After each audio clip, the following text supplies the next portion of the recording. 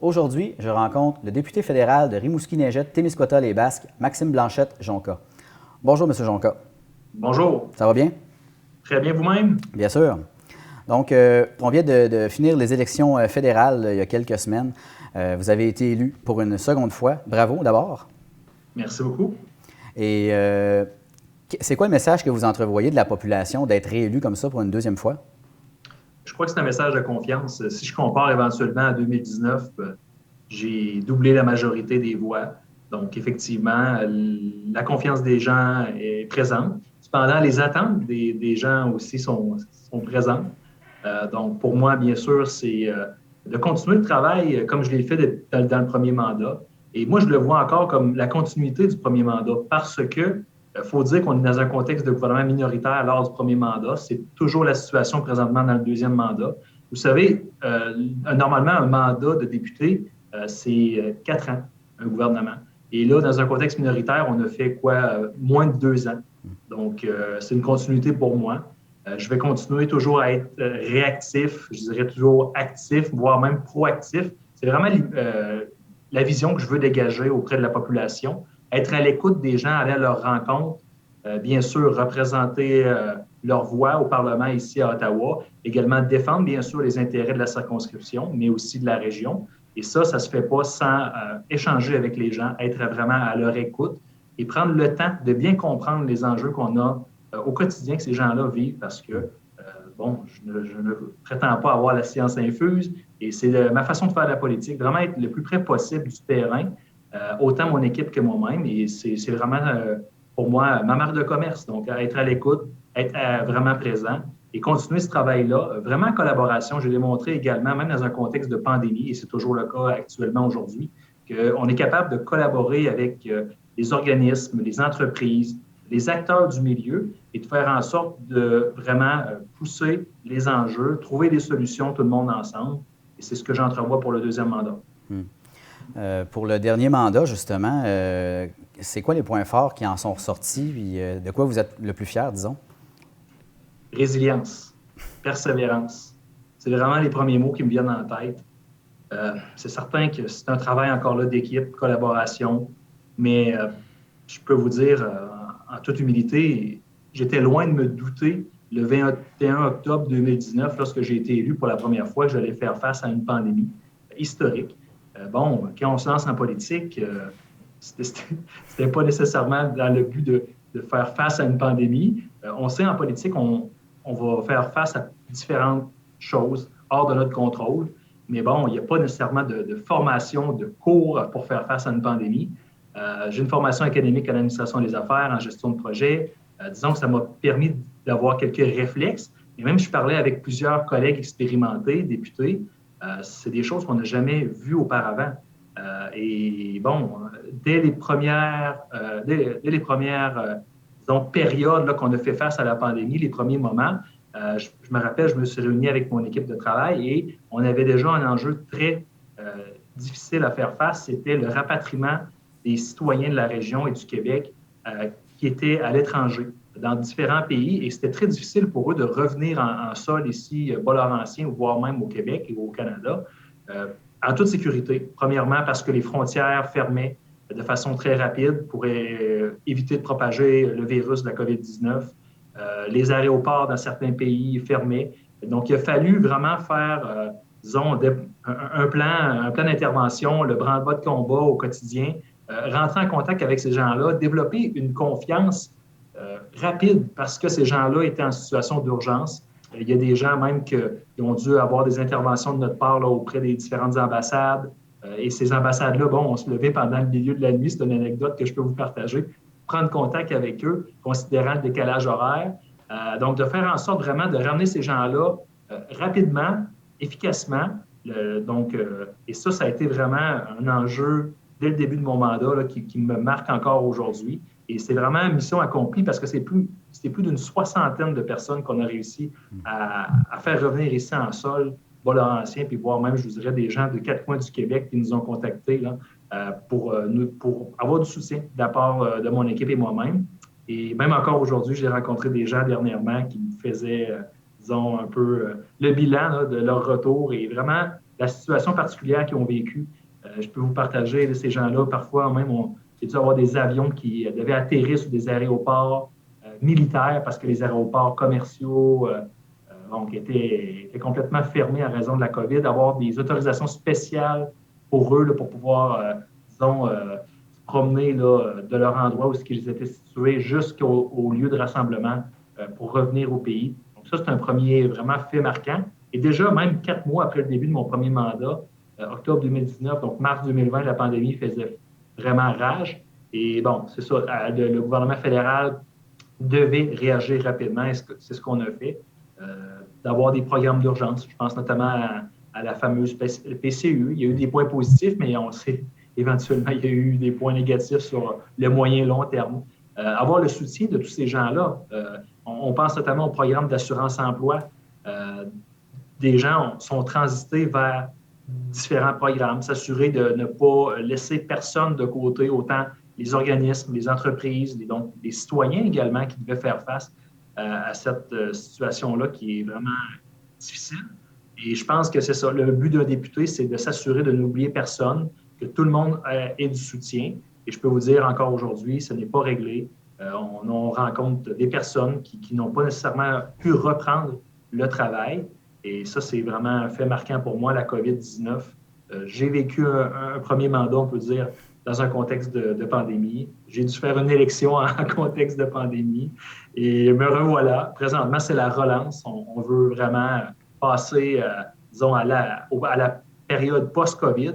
Et pour ça, c'est une opportunité vraiment présentement de mettre de l'avant des orientations qui sont claires, qui sont précises. Qu'est-ce que les gens du Bas-Saint-Laurent, les gens de la circonscription de Rimouski-Neigette, Témiscouata-les-Basques, qu'est-ce qu'ils veulent avoir vraiment comme société dans cette situation de pandémie-là? Parce qu'on le sait, le gouvernement devra prendre des décisions qui sont assez difficiles, mais également qui sont importantes parce que ce sera des décisions qui vont vraiment permettre de forger l'avenir qu'on aura dans notre société. Donc, c'est vraiment ce que je peux vous dire dès le début de la pandémie. Et je pourrais bien sûr vous faire une sorte d'accomplissement que j'ai pu avoir dans le début de la pandémie. Mais je dirais, je pense notamment à quelques faits d'armes, des faits saillants très importants. Le soutien particulièrement aux producteurs agricoles. On sait, dans la région du Bas-Saint-Laurent, on a beaucoup de producteurs agricoles. Ces gens-là font face à un enjeu qui passe parfois sous silence. C'est les problèmes psychologiques qu'ils peuvent rencontrer dans leur contexte de travail. Donc, les producteurs agricoles travaillent de longues heures, de longues journées. Et bon, ils ne quittent pas nécessairement le milieu de travail de façon régulière. Même des gens habitent tout près là, de leur lieu de travail. Et ces gens-là, parfois, vivent des difficultés psychologiques. Donc, avec l'UPA, donc l'Union des producteurs agricoles du Bas-Saint-Laurent, on a pu collaborer pour mettre en place un programme pour soutenir les travailleuses de rang. Donc, c'est des gens, 2 femmes qui ont été engagées pour les 8 MRC du Bas-Saint-Laurent qui vont pouvoir aller à la rencontre des producteurs de chez nous, les écouter, échanger avec eux, pouvoir les référer vers des ressources aux besoins. Et ça, pour moi, c'est important parce que j'ai bien pris compte de cet enjeu-là. Et je tenais vraiment à offrir mon soutien et trouver des solutions. Et je souligne même le travail des gens de l'UPA. Ça faisait plusieurs années, même le président, M. Gilbert Marquis, me témoignait que ça faisait plus de 8 ans qu'il travaillait sur le dossier. Donc, c'est assez... Quand même. C'est beaucoup de persévérance, c'est beaucoup de temps, d'effort, d'énergie pour vraiment mettre en place un type de programme. Je pense notamment à d'autres accomplissements. 2 dossiers qui étaient vraiment importants ici dans la région, 2 joyaux culturels qui sont le Théâtre du Bic et le Vieux Théâtre de Saint-Fabien. C'est des théâtres qui nécessitaient vraiment des investissements majeurs dans la réfection, la mise à niveau. Je pense notamment au Vieux Théâtre de Saint-Fabien, qui se démarque vraiment sur la scène nationale et bien sûr celui du Théâtre du Bic, mais ces bâtiments-là avaient besoin d'investissements majeurs et il manquait vraiment le soutien du gouvernement fédéral. Et j'ai pu collaborer vraiment, aller chercher les financements nécessaires. Donc, pour moi, c'est vraiment un accomplissement dès le début du mandat. Par la suite, je pense notamment également à tout le programme d'assurance-emploi, comment trouver des façons de mettre à jour ce programme-là, avoir une réelle réforme, parce qu'on le sait, ça fait plus d'une dizaine d'années que ce programme-là n'a pas été réformé. Et ça, c'est du travail au quotidien, vraiment, d'informer le gouvernement des réalités que nous, on vit en région et que ce n'est pas nécessairement la même chose à Trois-Pistoles ou encore à Toronto. Les gens ne vivent pas de la même façon. Les travailleurs, là, donc, ont des travails parfois saisonniers.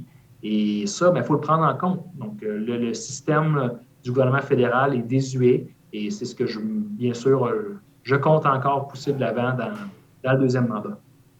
Vous me disiez hors d'onde que vous avez repris à la Chambre des communes hier. Comment se fait le retour? Bien, disons, je trouve ça un peu particulier parce que ça a repris une nouvelle législature, donc une élection, pour faire revenir l'ensemble des 338 députés dans la Chambre des communes. Vous savez, la dernière fois que le Parlement a siégé, c'est le 23 juin dernier, donc le 23 juin 2021. C'était la fin de la session parlementaire. Bien sûr, on sentait qu'il y avait des élections dans l'air. Le gouvernement avait vraiment mis en place, disons, tous ces pions là, pour faire le déclenchement, plusieurs investissements majeurs, donc des annonces majeures également, là, un programme de garderie disons, national, pan-canadien. Et bon, c'est un retour qui est souhaité, je peux vous le dire, de la part, pour ma part, mais également pour la part de ma formation politique, le Bloc québécois. On a toujours souhaité de siéger ici en Chambre. C'est notre devoir, c'est notre travail. Les gens, la population nous a élus pour venir ici, dans le Parlement, voter des lois, débattre, améliorer les conditions de vie des gens dans la société. Et c'était de plus en plus difficile avec un travail à distance. Un gouvernement également qui, disons, était à efficacité réduite parce qu'il n'était pas présent. Donc, c'est difficile pour les partis de l'opposition de pouvoir demander des comptes au gouvernement quand les gens ne sont pas en place. On avait une formule hybride qui, disons, était quand même fonctionnelle dans le contexte de la COVID-19. Mais là, on le sait, on reprend les activités. On est capable maintenant d'avoir de plus en plus de rassemblements. Ici, les députés sont entièrement vaccinés. C'est une demande de la Chambre des communes pour pouvoir siéger. Et c'est tout à fait légitime. Donc, on doit le faire, notre travail, dans un contexte sécuritaire. Et pour ça, on doit être vacciné. Donc, je vous dirais, pour notre part, on était déjà prêts depuis même, je dirais, plusieurs semaines, plusieurs mois. Pour notre part également, on trouvait que les élections ont été précipitées, voire n'étaient pas souhaitées. Je peux vous le partager également. Plusieurs citoyens et citoyennes me l'ont très bien transmis à travers la période électorale et même encore aujourd'hui. Donc, c'est du temps que pendant les élections qu'on n'avait pas pour nécessairement travailler ici sur les différents projets de loi qu'on avait déjà mis de l'avant dans les derniers mois. Et là, on reprend le travail. On espère que le gouvernement, je vous dirais, en date d'aujourd'hui, 23 novembre, ne retourne pas les parlementaires en formule hybride parce qu'il y a, disons, il y a un peu un débat là, dans les coulisses qui se déroule, c'est que le gouvernement va possiblement avoir une alliance avec le nouveau Parti démocratique, donc une autre formation politique, pour tenter d'avoir la majorité ici des parlementaires pour retourner sur une formule hybride, c'est-à-dire ne pas avoir de rassemblement des 338 députés dans la Chambre des communes et avoir, disons, une formule Zoom, donc en virtuel, et pouvoir continuer à travailler de cette façon-là. Pour nous, c'est totalement inacceptable. On est capable d'assister à un match des Canadiens de Montréal au Centre Bell avec plus de 20 000 personnes qui sont réunies, mais on n'est pas capable d'accepter le fait que 338 députés qui ont déclaré être vaccinés ou qui ont eu des exemptions médicales de se réunir dans le Parlement. Et pour nous, c'est complètement une incohérence. Donc, on demande au gouvernement de revenir, faire le travail comme il se doit et comme la population le souhaite. Selon vous, qu'est-ce qui peut expliquer justement cette incohérence-là auprès du gouvernement? Bien, disons, ils ont le beau jeu. Le gouvernement, lorsqu'il n'est pas présent, il ne se fait pas poser de questions. Il ne se fait pas talonner par les partis de l'opposition. Les journalistes également tentent de poser des questions, interroger le gouvernement sur sa vision, sur ses interventions, ses actions. Et là, lorsqu'il n'est pas présent, c'est difficile pour les gens de poser des questions. Les périodes de temps qui nous sont allouées, les périodes de questions sont toujours présentes, mais le temps, il y a beaucoup de choses là en politique qui se passent en dehors du Parlement. Donc, ces interventions-là sont diminuées et ça évite, disons, les questionnements. Et bien sûr, ça nous évite aussi de faire progresser certains dossiers. Mais du côté du gouvernement, ça les avantage parce qu'ils ont moins de comptes à rendre à la population et même aux autres parlementaires qui ne sont pas au sein de l'appareil gouvernemental. Et je dirais c'est ce qui les avantage. Donc, c'est l'hypothèse que je fais. Ils n'ont pas nécessairement à défendre leur bilan, leurs actions. Et pendant ce temps-là, ils peuvent continuer quand même à prendre des décisions, mais ne pas nécessairement avoir la reddition de comptes qui vient avec. J'imagine, vous le dites dans vos propos, j'imagine que ça pourrait peut-être faire un rappel aux gens qui connaissent le Bloc depuis ses débuts. À quoi sert le Bloc? À défendre les intérêts du Québec. À défendre les intérêts du Québec qui ne se reconnaît pas dans le fédéralisme canadien. Et je vous dirais, les exemples sont nombreux, particulièrement dans le contexte de la pandémie. Regardez la dernière élection. On a eu un bras de fer entre le gouvernement fédéral et le gouvernement du Québec, un bras de fer qui continue perpétuellement, sur la question du système de garderie. Donc, nous, au Québec, on a pris une décision. Donc, c'est un choix de société. On a décidé d'avoir un programme de garderie qui est offert, qui est soutenu par le gouvernement. Ça n'existe pas nécessairement dans les autres provinces du Canada. Mm-hmm. Et là, le gouvernement Trudeau tente de faire le bon père de famille, s'inspire des décisions du Québec, voire même de la création d'un programme de garderie qui est reconnu, voire même à l'international, et veut imposer, je dis bien imposer, un programme de garderie partout au Canada. Cependant, nous, au Québec, on a déjà notre programme. Donc, on ne veut pas payer en double. Mm-hmm. Et là, le gouvernement du Québec, lui, souhaite d'avoir simplement la compensation et ne pas avoir de normes qui sont rattachées à la compensation financière. Et là, le gouvernement fédéral ne souhaite pas ça. Lui, bien sûr, pour mettre son nom sur le chèque et signer le chèque, il désire mettre des conditions. Mm-hmm. Et là, on retourne toujours dans le fameux débat, effectivement, que le Bloc québécois défend continuellement, c'est d'avoir l'autonomie dans nos champs d'intervention. Donc, les programmes sociaux relèvent du gouvernement du Québec. Ce sont des champs de compétences qui ont déjà été définis dans la Constitution d'ailleurs qu'on ne reconnaît pas toujours au Québec. On ne l'a jamais signé, il faut le dire, en 1982, le fameux rapatriement de la Constitution. Il faut comprendre également l'historique qui découle de tout ça parce que est née la création du Bloc québécois quelques années plus tard, suite, bien sûr, à l'échec de Meach, l'accord de Meach et bien sûr l'accord de Charlottetown. Et on est toujours dans la même situation. On regarde, là, plus de 20 ans plus tard, c'est la même situation. On a un gouvernement fédéral présentement qui est hyper centralisateur, tente de intervenir dans des champs de compétences qui ne sont pas les siens. Je pense notamment en santé. Il faut comprendre aussi, je résume la situation parce qu'on pourrait vraiment en parler pendant plusieurs heures, c'est que le gouvernement fédéral récolte les impôts des provinces, donc notamment du Québec, et ensuite les redistribue au Québec et dans les provinces. Cependant, dans les dernières années, il s'est démontré, statistiquement parlant, que le gouvernement fédéral a, récolté plus d'argent qu'il en a reversé en matière de santé au gouvernement du Québec. Et là, les conséquences qu'on a vues dans les CHSLD au Québec dans les derniers mois et pendant la pandémie, voire même dans les dernières années, ce n'est pas anodin. C'est parce qu'on reçoit moins d'argent que prévu auprès du gouvernement fédéral. Il faut comprendre une chose. Il y a eu une entente entre le gouvernement du Québec et voire même les provinces et le Canada, c'est que le fédéral doit assumer 50 % des coûts de santé. C'est la loi canadienne sur la santé qui a prévu ça, je dirais, il y a plus d'une vingtaine d'années.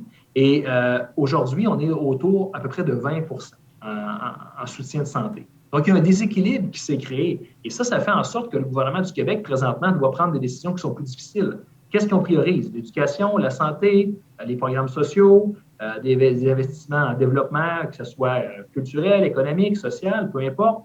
Donc, c'est ça la situation actuellement. On doit demander à un gouvernement qui récolte notre argent de nous redonner notre juste part. Et ça se fait toujours dans un bras de fer, à coup de conditions, à coup de négociations. Et pendant ce temps-là, on n'a pas le soutien nécessaire, notamment pour offrir des conditions décentes, que ce soit au personnel du milieu de la santé, que ce soit réduire les longues listes d'attente en santé. Ça prend des investissements majeurs. Et on le sait que l'argent est à Ottawa. Et même lui, il le dit, M. Trudeau, pendant la pandémie, on pourra négocier tout ça après une pandémie. On ne comprend pas encore aujourd'hui pourquoi le gouvernement fédéral ne veut pas intervenir, ne veut pas réagir et investir davantage dans les transferts en santé. Et ça, vraiment, c'est une priorité pour le Bloc québécois. C'est un cheval de bataille qu'on a depuis plusieurs années. particulièrement dans le contexte de la pandémie, on a vu que c'était crucial. Et on va encore, dans cette législature-ci, on a démontré vraiment de l'intérêt auprès du gouvernement de dire ça suffit, vous devez intervenir, vous devez réagir et combler le manque qui est creusé par leur décision d'aller voir même leur inaction dans les dernières années. Mm-hmm. Et bon, ça, c'est un exemple concret. Je crois que l'enjeu de l'identité également, le Bloc québécois est bien sûr vraiment reconnu pour la question identitaire, que ce soit la défense du français partout au Québec, mais bien sûr, évidemment, au Canada. Le déclin du français, ce n'est plus un mythe, c'est réel. On le voit à Montréal, on le voit à plusieurs endroits ici, je peux vous dire même, tout près d'Ottawa, il y a Gatineau, l'autre côté de la rivière des Outaouais. C'est de plus en plus difficile maintenant d'avoir des services en français. Donc, le déclin est là. Le Bloc québécois veut s'assurer qu'on puisse légiférer en toute autonomie. Je pense notamment à la loi 101 dans les entreprises à charte fédérale. Encore là, c'est toujours un bras de fer, un combat avec le gouvernement fédéral. Le Québec a déjà légiféré avec la loi 101, bien sûr, dans les années 70.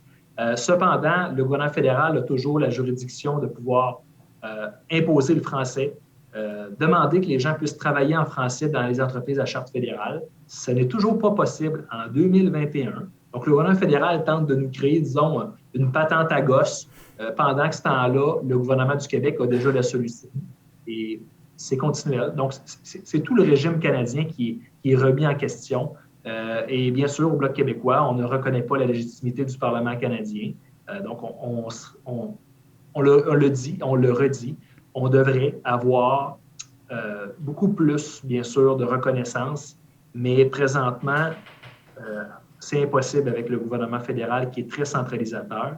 Et on a tout à gagner, réellement, d'être maître de destinée, c'est-à-dire de pouvoir décider autant sur le plan social, culturel, économique, voire même sur la scène internationale. Et présentement, tant que le Québec sera dans la Fédération canadienne, il ne peut pas décider par lui-même. Et on le voit même encore dans le cours de l'actualité dans les derniers jours. Québec et Montréal demandent d'interdire les armes de poing. Il faut comprendre que, les armes à feu, c'est le contrôle avec le gouvernement fédéral. Et encore une fois, on doit attendre que le gouvernement fédéral intervienne. Et imaginez, si le Québec était indépendant, ça ne serait pas parfait. On n'aurait pas, disons, un pays qui devient parfait. Mais on aurait beaucoup plus de leviers pour intervenir dans le quotidien et bien sûr d'arrêter d'attendre après nos voisins qui ne veulent pas toujours les mêmes choses que nous. Donc, de ce que je peux en comprendre, la mission du Bloc est toujours aussi justifiée qu'à ses débuts. Oui, et je vous dirais, je pousse la réflexion suivante. Et évidemment, la pertinence du Bloc québécois est continuellement remise en question. Et cependant, le statu quo, lui, l'est très peu. Donc, les gens qui veulent rester dans le Canada, ça, c'est normal.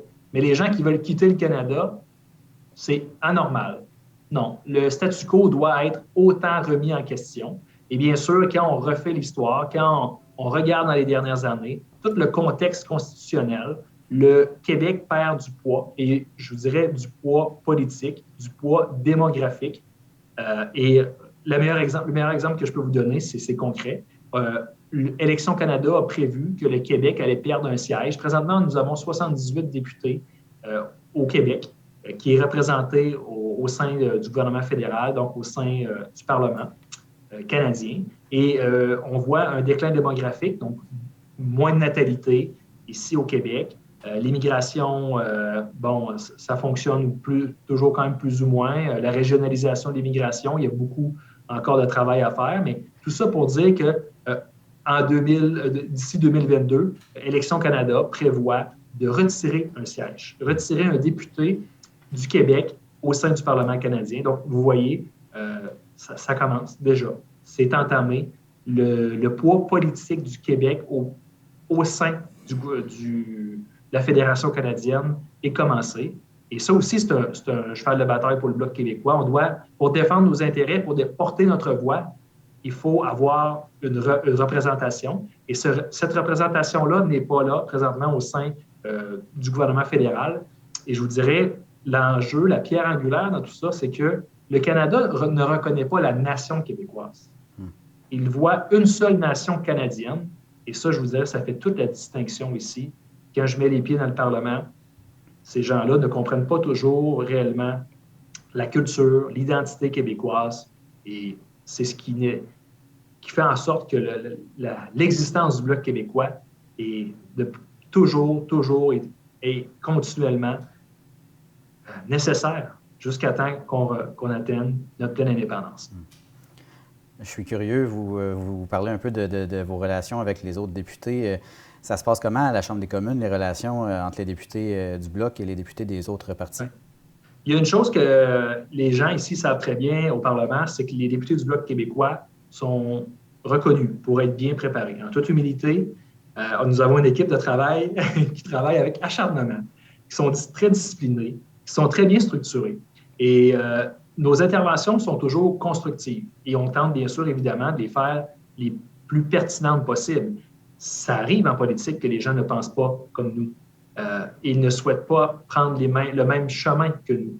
Cependant, la vision de notre chef, M. Yves-François Blanchet, est très claire. C'est qu'on veut travailler de façon constructive. Et pour ça, ça se fait, bien sûr, de façon réellement en collaboration avec les autres. Quand nous avançons des idées, quand nous mettons en place des solutions, c'est certain qu'on va toujours chercher l'appui des autres parlementaires. Donc, on est reconnu pour ça dans les différents partis. Les gens savent qu'ici, on est capable de travailler en collaboration, mais pour ça, ça prend le respect. Donc, on veut s'assurer, bien sûr, de se faire respecter. Et je crois que le respect est acquis de la part du Bloc québécois auprès des autres instances politiques, les autres partis politiques, parce que justement, au fil des années, nous avons toujours été respectueux des idées des autres et nous avons toujours tout de même travaillé en collaboration. Donc, certains partis, parfois, font de l'obstruction parlementaire, pour résumer. Donc, ça prolonge certains travaux de projets de loi, des débats. Particulièrement, il faut comprendre qu'on a des comités également qui touchent différents sujets. Donc, des partis politiques, parfois, qui ne sont pas d'accord avec d'autres partis, tentent de ralentir tout ça. Et pour nous, ce n'est pas la vision des choses. Même si on est en désaccord, nous sommes capables de collaborer de façon constructive et productive. Et ça, disons que ça fait en sorte de créer le respect des autres partis, malgré nos divergences d'opinion. J'allais vous demander, en terminant, la vision de votre chef, M. Blanchet, et du Bloc en général pour le prochain mandat. Vous en avez dit déjà beaucoup sur la vision, puis je pense que ça envoie vraiment le coup pour ma question. Est-ce qu'il y a quelque chose à rajouter? Oui, les aînés. Si vous me permettez, là, vraiment, il y a quelque chose qu'on ne peut pas passer sous silence. C'est la période difficile que nos aînés ont vécue dans les derniers mois, dans je dirais, dernière année et demie, depuis la COVID-19. Ça s'est amplifié. Plusieurs centaines d'aînés m'ont contacté, que ce soit par téléphone, par courriel, de différentes façons, en personne.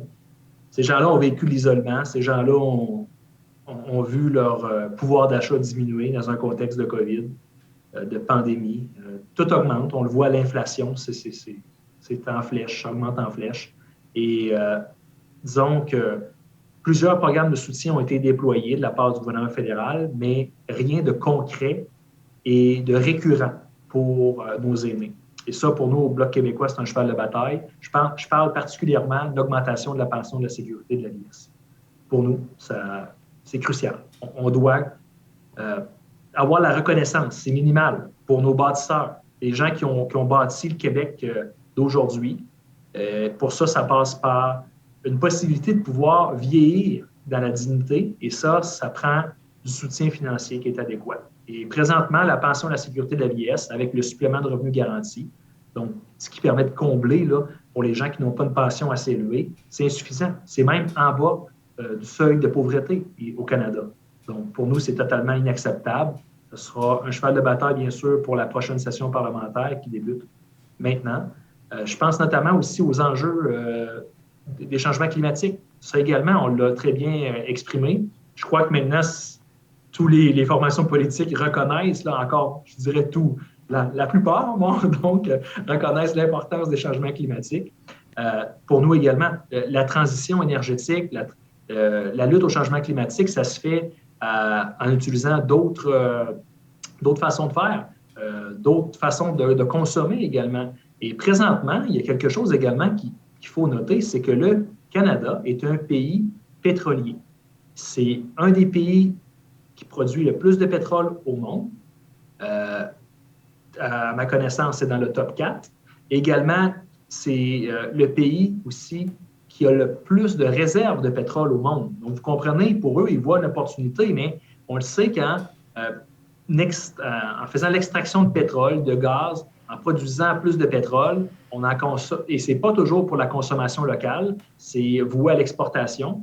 On pense notamment avec l'oléoduc Trans Mountain dans l'ouest du pays qui crée beaucoup de divisions. Il faut dire un oléoduc, un pipeline que le gouvernement fédéral a acheté sous le gouvernement Trudeau. Et bon, la lutte au changement climatique, c'est présentement. On en parlait il y a quelques années, on en parlait hier, on en parle aujourd'hui, mais non, il faut agir concrètement. Et pour ça, ça passe par les énergies vertes, des énergies qui sont moins polluantes. Ça sera vraiment une priorité pour le Bloc québécois auprès de la prochaine législature. Et bien sûr, la question de l'identité. Je pense notamment à la langue française, j'en ai parlé tout à l'heure, mais c'est vital. Si on veut conserver la possibilité de pouvoir parler en français au Québec et voire même au Canada, parce que ce n'est qu'une allusion, on voit le bilinguisme institutionnel, donc le français et l'anglais qui sont dans les institutions fédérales, qui a été instauré par M. Trudeau père. Pierre Elliott de son prénom, et on voit que ça ne fonctionne pas. Ça ne fonctionne réellement pas. On voit la traduction simultanée et l'anglais. Donc, le français passe réellement en dernier. Et les meilleurs exemples, on le voit encore, la gouverneure générale qui ne parle pas français qui a été nommée. On voit un ministre des Transports ou plusieurs ministres au gouvernement fédéral qui ne parlent pas français. On a vu le PDG d'Air Canada dernièrement qui ne parle pas français et habite à Montréal depuis 14 ans. Donc, toutes ces choses-là qu'on dit depuis plusieurs années, mais c'est réel, ça existe. Et bien sûr, ce sera nos principaux enjeux là, pour la prochaine joute, bien sûr, parlementaire. Maxime Blanchette-Jonca, député fédéral de Rimouski-Neigette, Témiscouata-les-Basques. Merci beaucoup pour cette entrevue, c'était très intéressant. Merci à vous. Bonne journée.